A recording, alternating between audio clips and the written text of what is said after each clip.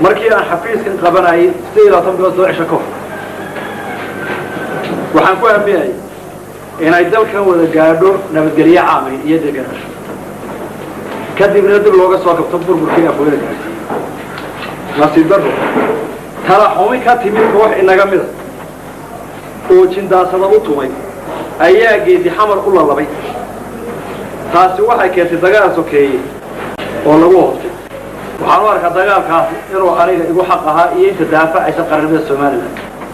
waayo wuxuu sii taxnaa oo uu dawladda sii hayay kiyaasana ka horreeyay oo isku ujeedahay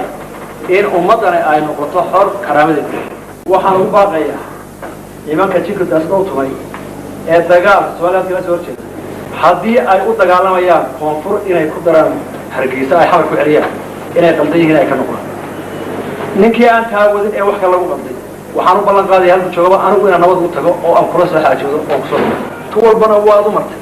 baryo walbana raggaa balaad u tuntay waad ugu tagtay ilaahay say igama aqbalay ilaahay waxaan ka rajaynayaa tan nabadda soo socotay inuu aqbalo amiin